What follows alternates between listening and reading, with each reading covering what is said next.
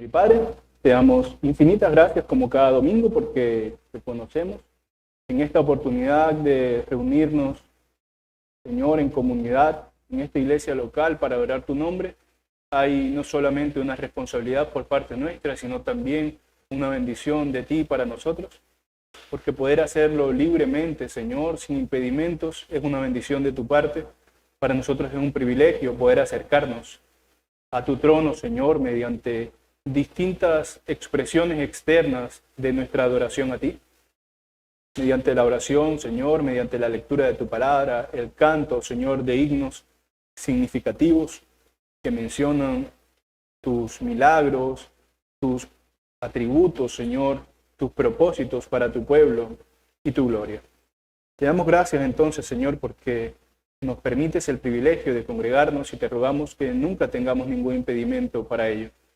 Ahora que entramos en el momento del estudio de la escuela dominical, Señor, te rogamos que seas tú guiándonos, que seas tú hallando en nosotros, en nuestros corazones, un lugar para que las cosas que aprendamos, que escuchemos, nos sean de utilidad, nos edifiquen, Señor, nos edifiquen no solo aportando conocimiento y aportando sabiduría acerca de ti, sino también que nos edifiquen ayudándonos a poder adorarte de mejor forma, a glorificarte de mejor forma y ser también útiles como testimonio a quienes nos rodean. En el nombre de Cristo Jesús oramos para tu gloria. Amén. Bueno, hoy continuamos con nuestro estudio, nuestra serie de estudios de la Biblia libro por libro. Actualmente estamos en el primer libro de Samuel, el cual iniciamos la semana pasada. Como siempre recordamos en estos ciclos de estudios de la Biblia libro por libro, nuestro propósito en estas series es incentivar el estudio privado, familiar, serio y diligente de las Escrituras. De modo que los vistazos generales que hacemos acá de cada libro les sirvan a cada uno de ustedes para que, se guíen en sus estudios privados. Ahora, en la semana anterior, cuando se tocaron los primeros 4 capítulos del libro y una breve introducción del tema general del libro, vimos que este libro, el primer libro de Samuel, constituye la narración de un cambio importante en la constitución política del pueblo de Israel. Recordamos que Israel, de haber pasado de un pueblo nómada allá a asentarse, liderados por Josué, y luego necesitar, tener líderes claros, pasa por un tiempo que se conoce como el tiempo de los jueces, en donde no por elección popular ni nada que se nos pueda parecer al día de hoy, sino más bien por el prestigio, por el respeto que tuvieran ciertos individuos en la comunidad, se escogían personas a las que se les asignaba la capacidad de dirimir los conflictos que sucedían dentro del pueblo, pero no había una figura particularmente central. Tuvieron 2 figuras particularmente centrales, tanto en su época de nómadas como cuando ya se asentaron, respectivamente Moisés en el desierto y luego su sucesor Josué. Eran los líderes, pero cuando mueren estos 2, primero Moisés y luego Josué, entonces ya no se levanta ningún líder individual que es claramente guía al pueblo, sino que el pueblo queda organizado por las tribus a las que se les repartieron las tierras y ahora, eventualmente se levantaban múltiples líderes que no siempre lo hacían bien, que no siempre juzgaban correctamente, que no siempre lograban que el pueblo caminara bien delante del Señor. Pero en este libro, en el libro del Samuel, se empieza a ver este cambio de esa organización tribal, de tribus separadas, que no le rinden cuentas ninguna a otras, a el cambio a una monarquía, que es lo que veremos en los subsiguientes estudios de este libro. Todavía no llegaremos a ese momento, pero todos sabemos que en el primer libro de Samuel se narra el inicio de la monarquía de Israel. Entonces, este libro de Samuel viene a ser un libro que para el pueblo judío es fundacional, es decir, un libro que narra la forma, la historia en la que el pueblo llegó a ser como era. Por ejemplo, si nosotros evaluamos el Pentateuco, es decir, Génesis, Éxodo, Levítico, Número y Deuteronomio, vemos que conforman una exposición acerca de varios temas. Por un lado, la cosmogonía, es decir, cómo el mundo llegó a ser lo que es, el significado y el propósito de la vida, Se narra la caída del hombre, la creación, lo que Dios esperaba del hombre, que viene a ser el Génesis. Y por otro lado vemos que se narra el establecimiento de los vínculos de los hombres con Dios, vínculos que hacían a estos hombres ser llamados el pueblo de Dios. No todos en este sentido eran el pueblo de Dios. Israel, los descendientes de Abraham, era el pueblo de Dios. Entonces, eso lo vemos en los otros 4 libros del Pentateuco. Teniendo que los 5 libros del Pentateuco, que ustedes saben, penta por 5, estos 5 libros configuran entonces libros fundacionales acerca de lo que es el pueblo de Dios. Es decir, cómo de entre todos, de entre todas las naciones, cómo Dios escogió a ese pueblo. De eso se trata, más o menos, el Pentateuco, el origen de las naciones y la santificación de esta nación en particular para Dios, la nación de Israel. Entonces, de esta manera similar, cuando tomamos los libros, Josué, Jueces, los 2 libros de Samuel, los 2 libros de Reyes y los 2 libros de Crónicas, nos encontramos que también son un grupo de libros que buscan en conjunto narrar algo que se hila en cada uno de los libros, que es la fundación ya no de Israel como pueblo distinguido entre todas las demás naciones, que también lo era, sino ahora la fundación de la monarquía de Israel, que iba a ser importante para, no solo para su desarrollo histórico, que por supuesto era importante, ellos estaban consignando su historia en estos libros, sino que va a ser importante y es importante porque todas estas cosas, hermanos, ustedes saben que encontramos en el Antiguo Testamento, no son sino figuras, sombras de lo que iba a venir. La monarquía de Israel, que es una monarquía selecta, especial, no como otras monarquías, que forma parte del pueblo de Dios, nos prefigura algo, nos anuncia algo, la monarquía eterna de Cristo. Entonces todas estas cosas son importantes porque de alguna manera nos conducen a mirar a Cristo. Incluso a través de la imperfección de nuestras acciones, podemos contrastar la gran obra de Cristo al ver la distinción que hay entre lo poco que podemos hacer y lo grandioso que Él puede hacer. Entonces, tanto el libro de los Jueces como en el de Ruth, que estudiamos en las últimas series acerca de los estudios de libro por libro, en esos 2 libros vimos cómo durante esta época que llamamos de los jueces, durante la teocracia israelita, una teocracia simple en donde, ustedes saben, Kratos es poder, Teo, Dios, o sea, su conformación no era, como por ejemplo nosotros tenemos un presidente escogido democráticamente, no, sino que su conformación política era que ellos obedecían a Dios, y listo. Y Dios levantaba arbitrariamente intermediarios, y ya. Pero en esta teocracia, los intermediarios no siempre seguían rectamente a Dios y por lo tanto el pueblo no siempre podía conducirse rectamente delante de Dios. Y en gran parte porque humanamente el pueblo no había logrado cohesión social. El pueblo, teniendo a Dios, teniéndolo todo, parecía que necesitaban ver algo, tener algo más concreto, visible, palpable. Porque así somos nosotros. Ustedes recordarán que cuando Moisés se fue al Sinaí a recibir la ley, ¿qué fue lo que hizo el pueblo? Porque tardó mucho.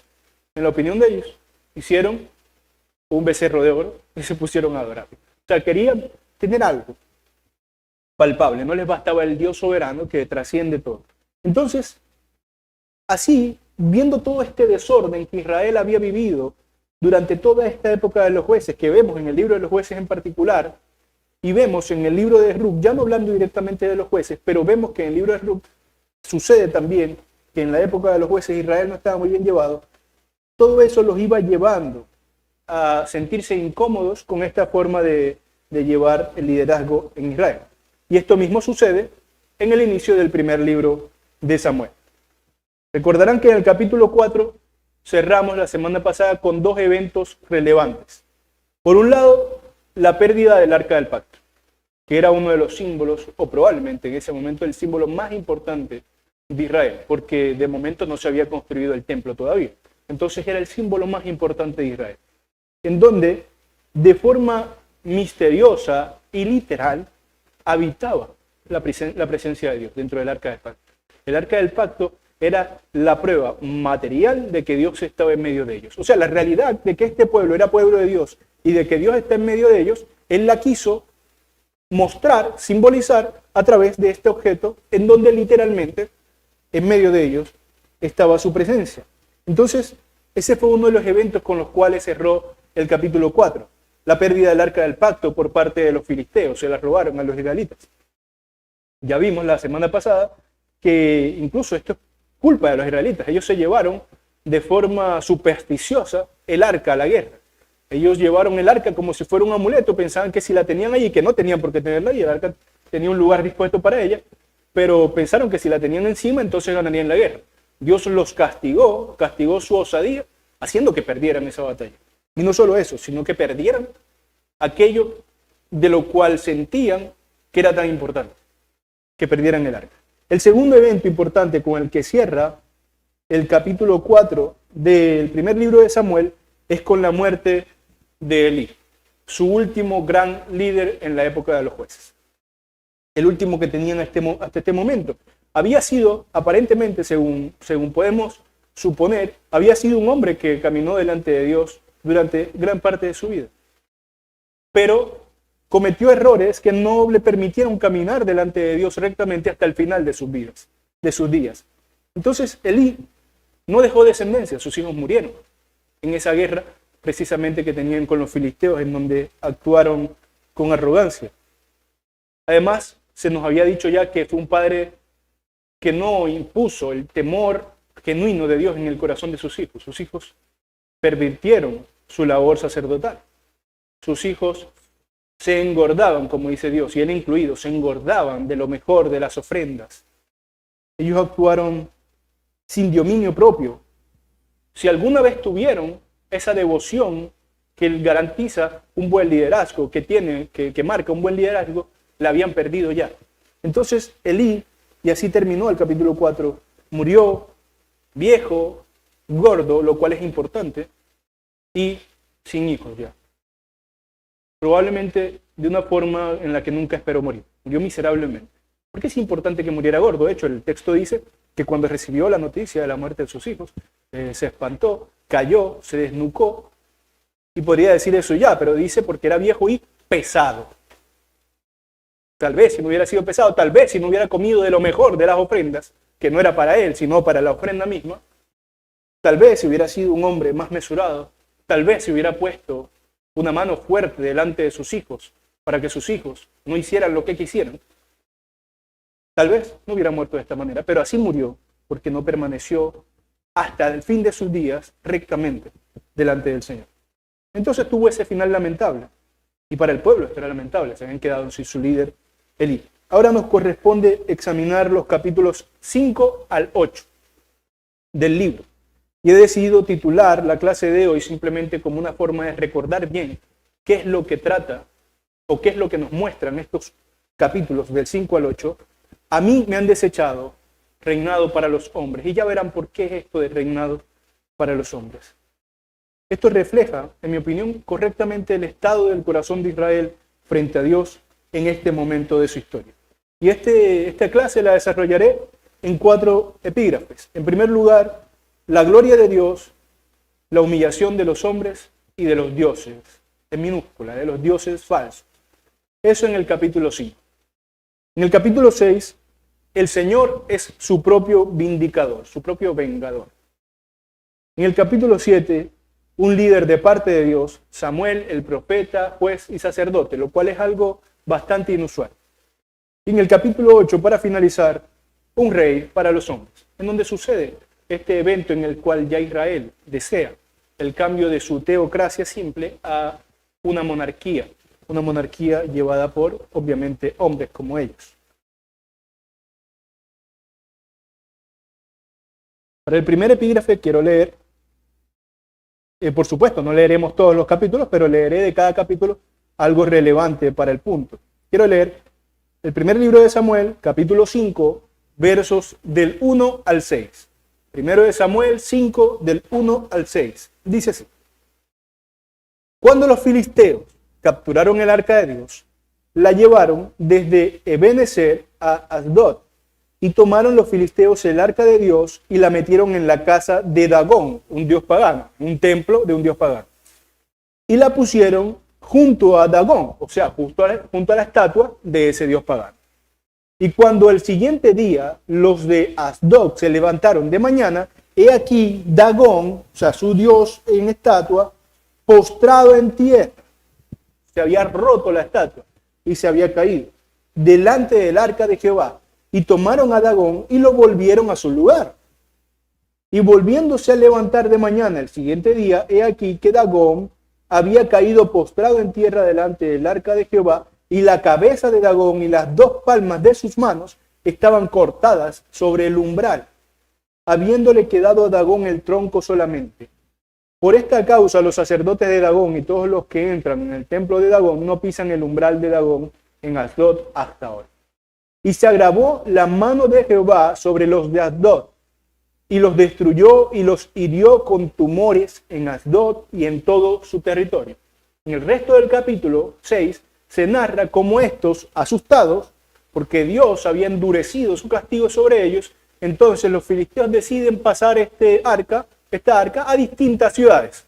Y en todas las ciudades sucede lo mismo. El Señor lleva maldición sobre ellos por estar teniendo en medio de ellos algo que no era para ellos.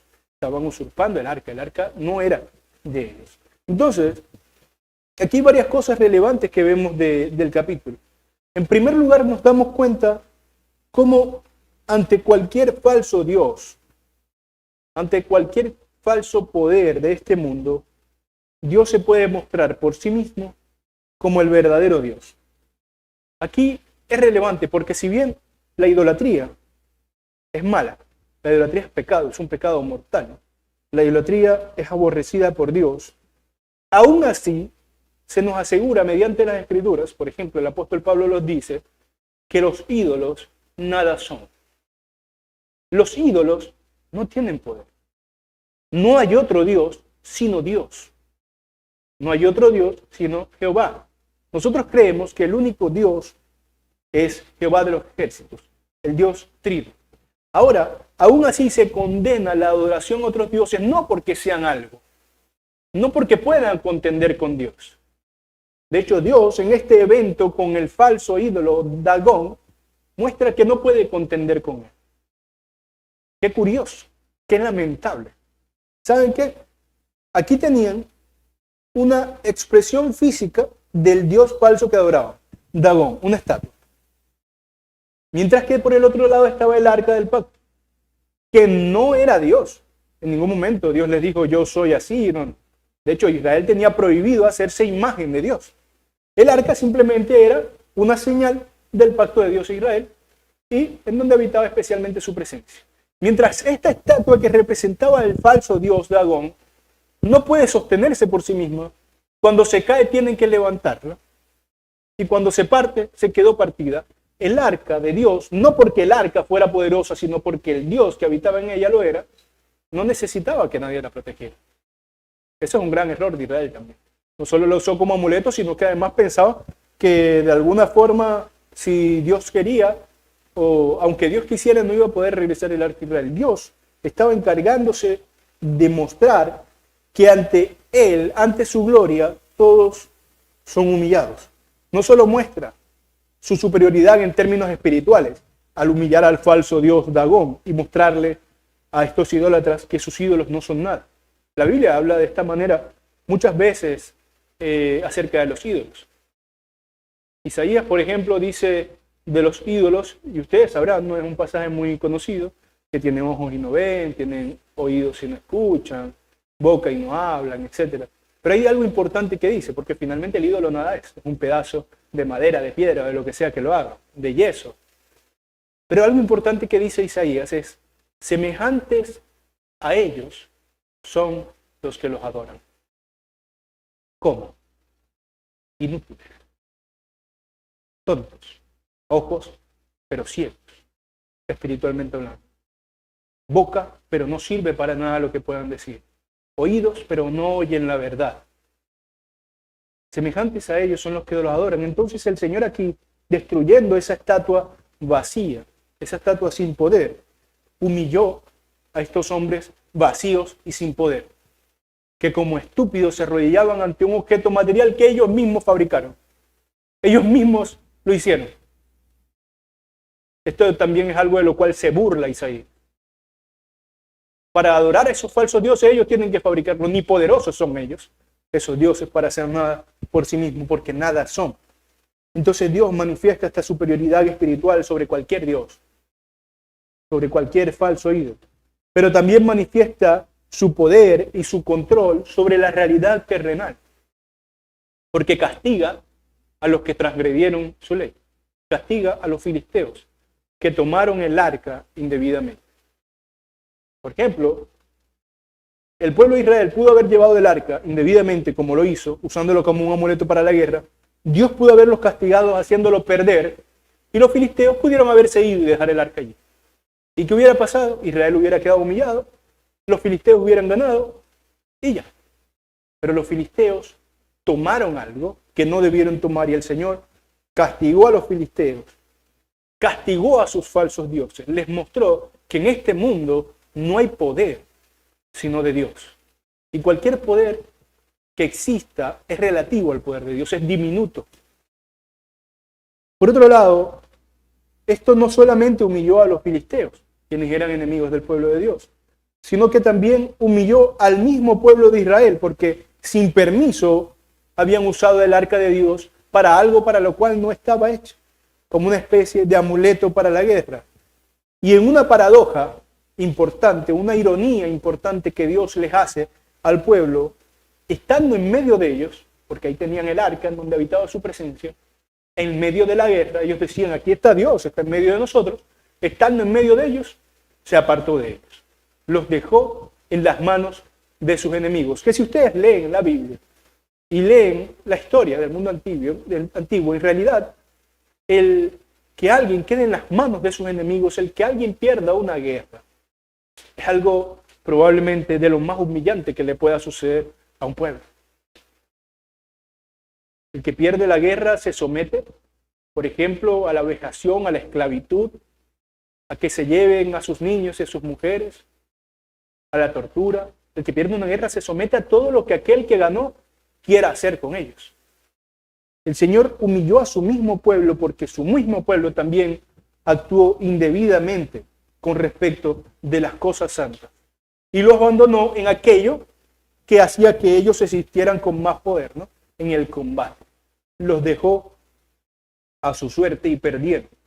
Dice que Israel hasta este punto, después de tantos años de historia, no había entendido que sus guerras ellos no las ganaban por el poder de sus ejércitos. Porque Israel nunca fue un pueblo eminentemente guerrero. Eran esclavos, nómadas. No tenían poder militar realmente como para subyugar a las demás naciones, sino que todas las victorias que Israel en su historia tuvo se debían a que el Señor estaba con ellos, a que el Señor les garantizaba la victoria.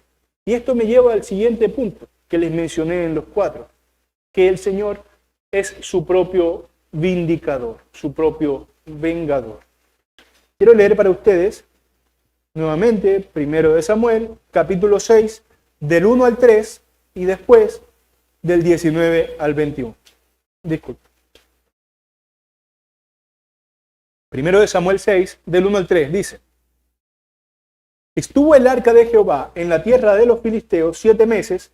Entonces los filisteos, llamando a los sacerdotes y adivinos, a sus sacerdotes y adivinos, preguntaron: ¿qué haremos del arca de Jehová? Hacednos saber de qué manera la hemos de volver a enviar a su lugar. Y estos sacerdotes paganos les dijeron: si enviáis el arca de Dios, el arca de Israel, no la enviéis vacía, sino pagadle la expiación. Entonces seréis sanos y conoceréis por qué no se apartó de vosotros su mano.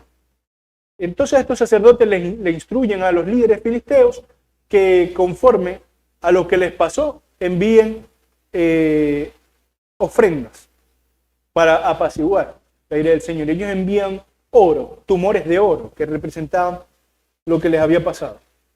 Ahora, aquí vemos la primera parte, ¿no? Este fue el resultado de la propia defensa de Dios. Terminaron devolviendo el arca. Ahora vamos al 19 hasta el 21. Capítulo 6 del 19 al 21. Dice: entonces Dios hizo morir a los hombres de Bet-Semes. Esto es importante porque los hombres de Bet-Semes ya no son los filisteos, ellos entregaron el arca. Los hombres de Bet-Semes son israelitas. ya habían tenido el arca de vuelta. Pero Dios hizo morir a los hombres de Bet-Semec porque habían mirado dentro del arca de Jehová. No aprendían que tenían que tratar las cosas santas santamente.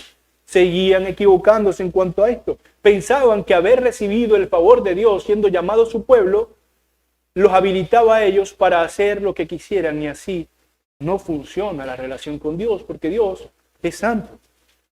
Continúa diciendo, hizo morir del pueblo a 150,070 hombres.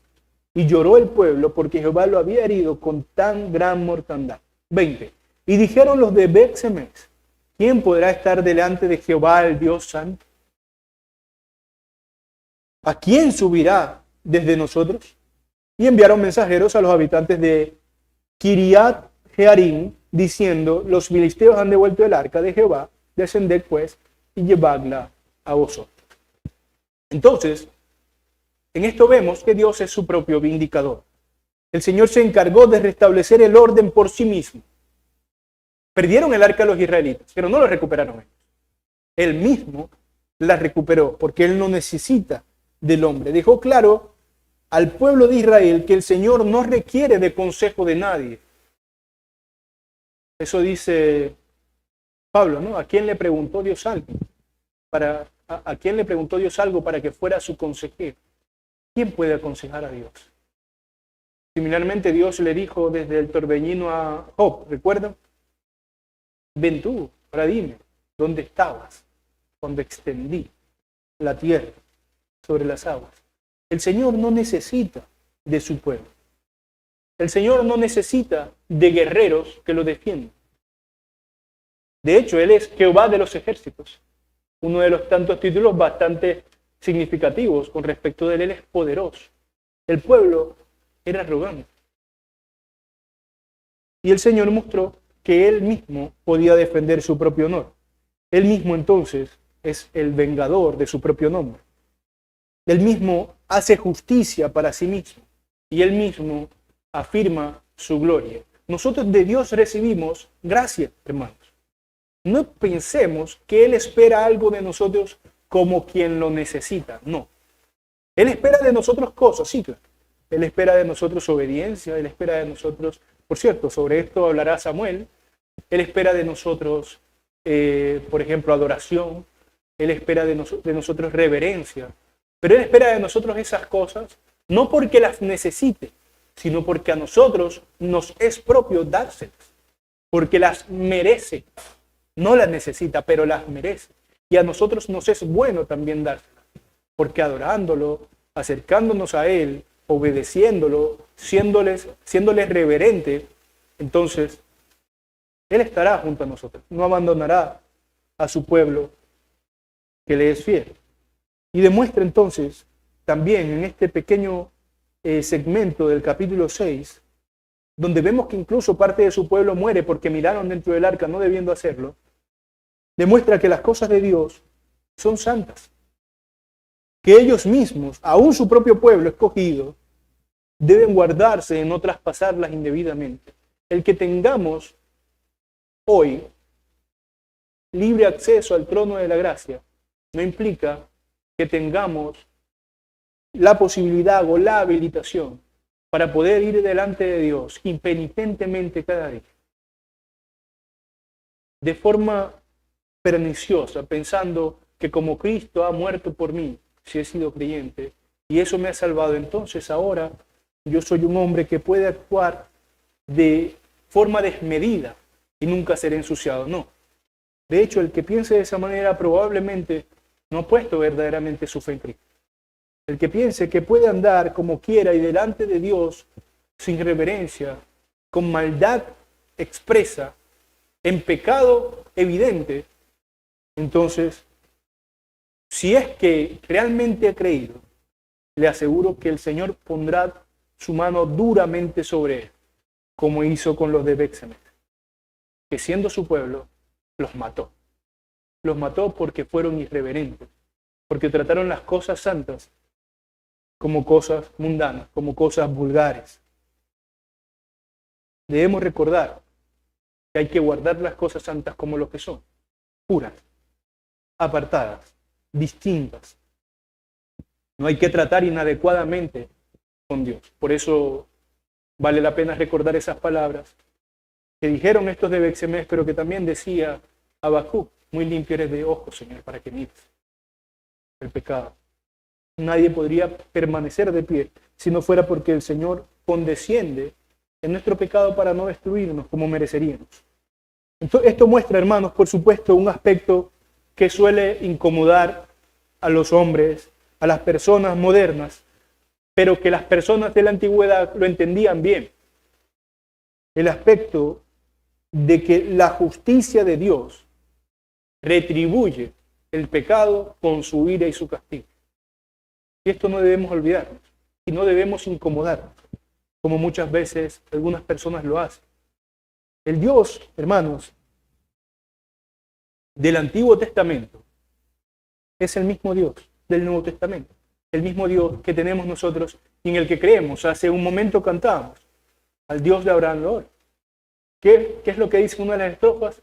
El que era, es y aún será. El Señor es uno para siempre. Y es quien es siempre.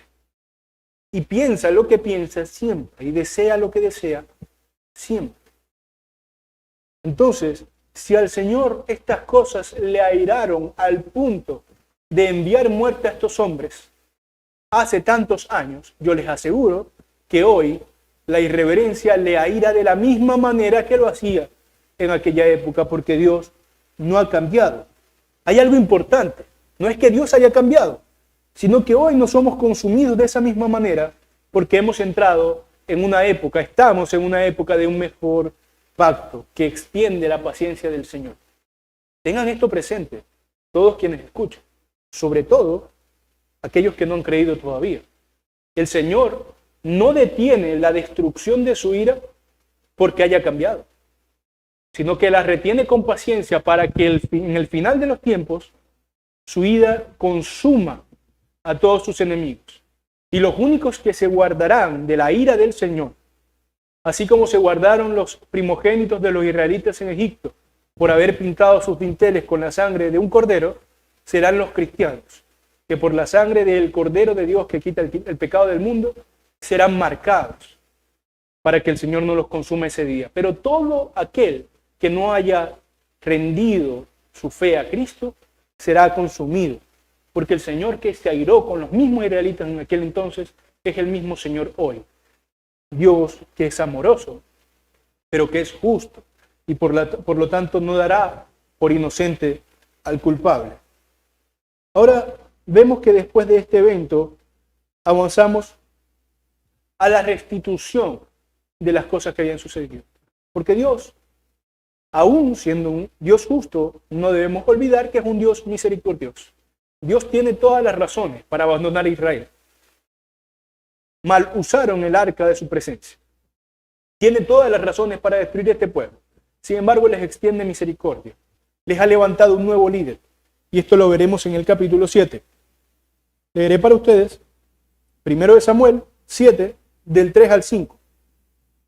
1 Samuel 7, del 3 al 5 dice: habló Samuel, después de que todas estas cosas pasaron, de que ya recibieron el arca, de que vieron cómo los mismos israelitas murieron por miles por haber visto el arca, no debiendo haberlo hecho, que los filisteos fueron castigados y finalmente tenían el arca entre ellos nuevamente.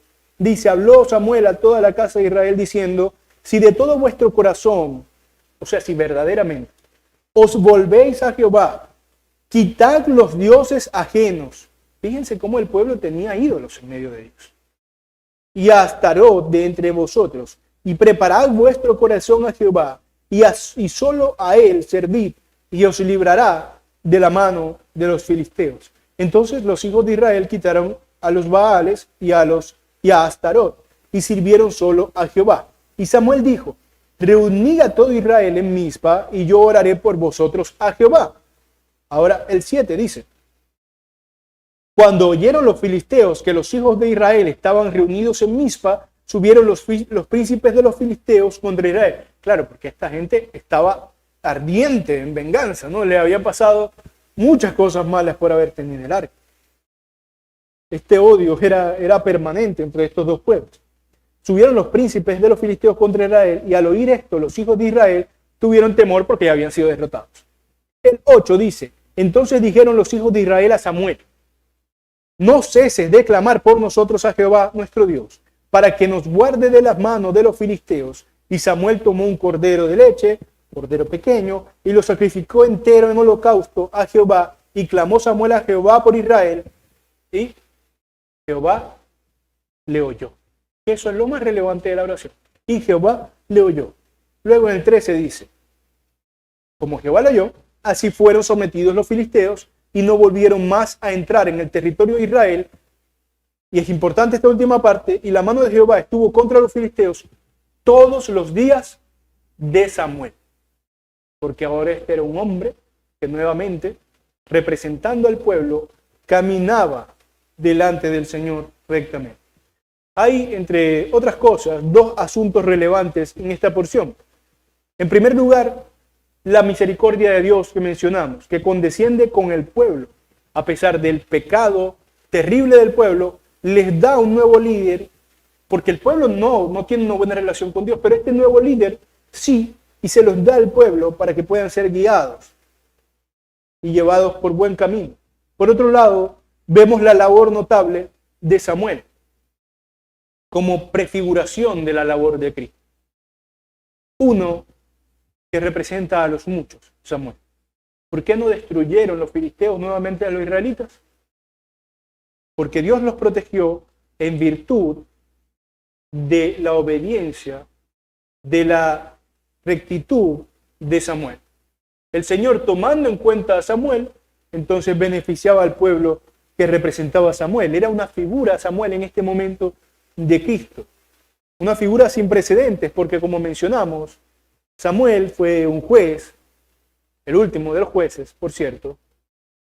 Fue un profeta, alguien que hablaba de parte de Dios al pueblo, que exhortaba al pueblo, que guiaba al pueblo, siendo la voz de Dios entre los hombres.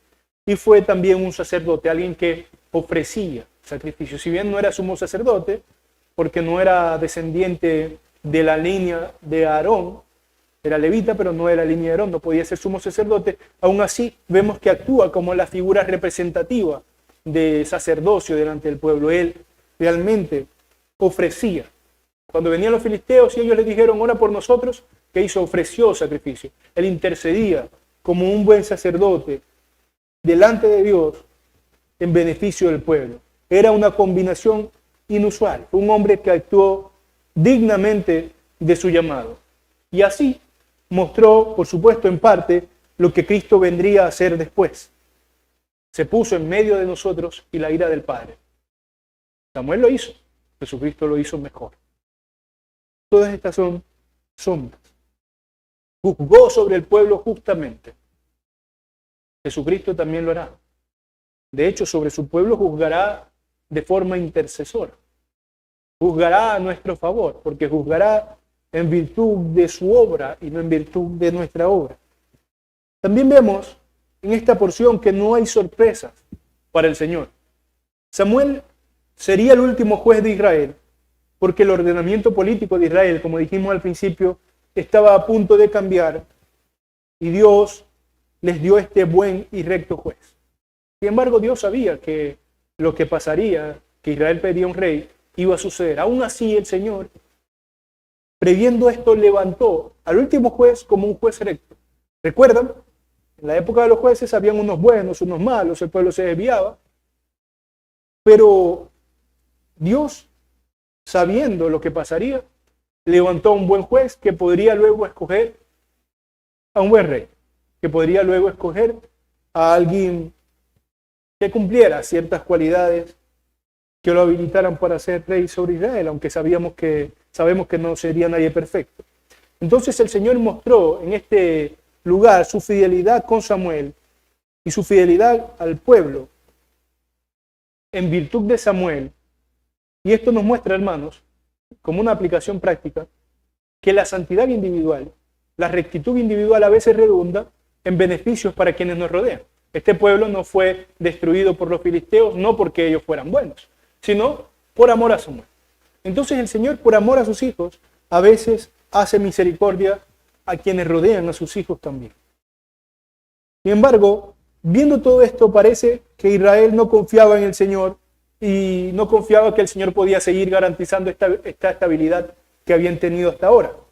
Y así sucede lo que se narra en el capítulo 8. Primero de Samuel, capítulo 8, 1 al 7. Dice: Aconteció que habiendo Samuel envejecido, puso a sus hijos por jueces sobre Israel, y eran jueces en Beerseba. Pero no anduvieron los hijos por los caminos de su padre, antes se volvieron tras la avaricia, dejándose sobornar y pervirtiendo el derecho. Entonces todos los ancianos de Israel se juntaron y vinieron a Ramá para ver a Samuel, y le dijeron: He aquí tú has envejecido, y tus hijos no andan en tus caminos. Por tanto, constitúyenos ahora un rey que nos juzgue, como tienen todas las naciones. Pero no agradó a Samuel esta palabra que dijeron: Danos un rey que nos juzgue. Y Samuel oró a Jehová, y dijo Jehová a Samuel: Oye la voz del pueblo en todo lo que te digan, porque no te han desechado a ti, sino a mí me han desechado para que no reine sobre ellos. Que es el nombre de este epígrafe, pero el nombre de la escuela: a mí me han desechado. Ahora continúa el 11 diciendo: Samuel dijo al pueblo: Pues así hará el rey que reinará sobre vosotros. Ya que quieren rey, bueno, así hará el rey. Tomará vuestros hijos y los pondrá en carros y en su gente de caballo, para que corran delante de su carro, para que mueran en la guerra. Y nombrará para sí jefes de miles y jefes de 50. Los pondrá a sí mismo a que aren sus campos y cieguen sus mieses, y a que hagan sus armas de guerra y los pertrechos de sus carros. Tomará también a vuestras hijas, para que sean perfumadoras, cocineras y amasadoras. Asimismo tomará lo mejor de vuestras tierras, de vuestras viñas y de vuestros olivares, y los dará a sus siervos. Diezmará vuestro grano y vuestras viñas, para dar a sus oficiales y a sus siervos. Tomará vuestros siervos y vuestras siervas, vuestros mejores jóvenes y vuestros asnos, y con ellos hará sus obras. Diezmará también vuestros rebaños y seréis sus siervos. Y clamaréis aquel día a causa de vuestro rey que os habréis elegido, mas Jehová no os responderá en aquel día. Pero el pueblo no quiso oír la voz de Samuel y dijo: No, sino que habrá rey sobre nosotros. Y nosotros seremos también como todas las naciones, y nuestro rey nos gobernará y saldrá delante de nosotros y hará nuestras guerras. Y oyó Samuel todas las palabras del pueblo y las refirió en oídos de Jehová. Y Jehová dijo a Samuel: Oye su voz y pon rey sobre ellos. Entonces dijo Samuel a los varones de Israel: Iros cada uno a vuestra ciudad. En primera instancia, en este capítulo, podría parecer que Samuel tuvo el mismo infortunio que su predecesor Elí, pero no fue así. El texto se encarga de decir que los que no anduvieron rectamente fueron los hijos de Samuel. Ahora, cuando dice esto, dice de una forma que es muy halagadora para Samuel. Dice que no anduvieron en los caminos de su padre. O sea, Samuel sí anduvo rectamente. Y la otra diferencia importante entre Elí y Samuel es que Elí no solo también se pervirtió, sino que además Elí tenía a sus hijos consigo, y teniéndolos junto a él, no corrigió el camino de sus hijos. En cambio, Samuel sí había puesto a sus hijos por jueces, pero Samuel no vivía con sus hijos, estaba en una región bastante alejada de donde vivía Samuel. Samuel no podía auditar lo que hacían sus hijos, y en ningún momento Samuel los defiende de haber hecho estas cosas. Entonces, este es el otro lado de la moneda. Está mal y se condena y trae perjuicios no ser un padre debidamente duro. El padre debe ser duro, debe ser recto, debe llevar a sus hijos en el camino recto. Pero vemos el otro lado de la moneda. El ser un buen padre tampoco garantiza tener buenos hijos. Entonces, en ambas cosas tenemos que tratar de tener paz. Actuar rectamente delante de Dios y con conciencias limpias, dando lo mejor para nuestros hijos. Pero una vez ya ellos ven por sí mismos, dejar las cosas en manos del Señor. Lo más doloroso, hermanos, de este capítulo es cómo el pueblo rechaza la relación especial que tenían con Dios al pedir un rey humano.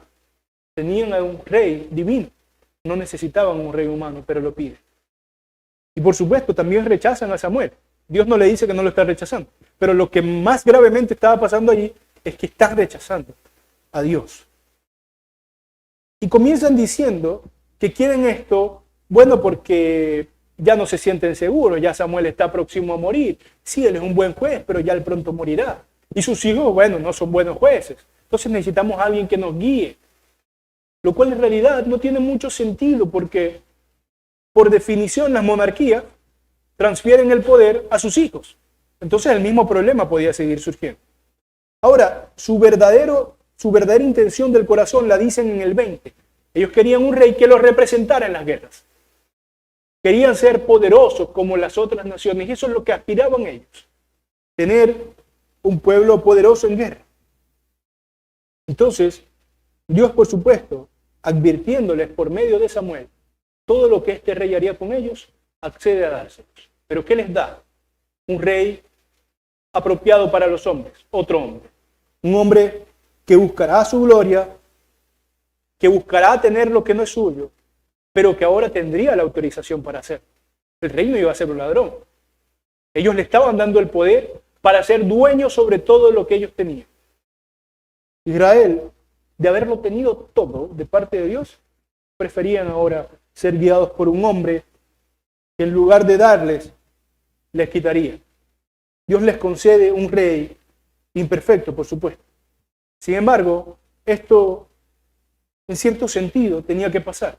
Quizás Israel lo hizo de la manera equivocada, pero por lo menos nos recuerda, y veremos en el futuro, en las dos monarquías o en la sucesión de la monarquía que vemos después de Saúl, que será el primer rey, veremos cómo el Señor en todos estos eventos sigue preparando al pueblo y nos muestra a nosotros en esas sombras que sí nos dará un rey, que no nos dará el rey que merecemos, porque el rey que merecemos es un rey como Saúl o como cualquiera de los otros reyes de esta tierra, sino que nos dará un rey que no merecemos, pero que nos beneficiará, un rey santo, justo, perfecto y poderoso. Ustedes saben quién es, Cristo Jesús.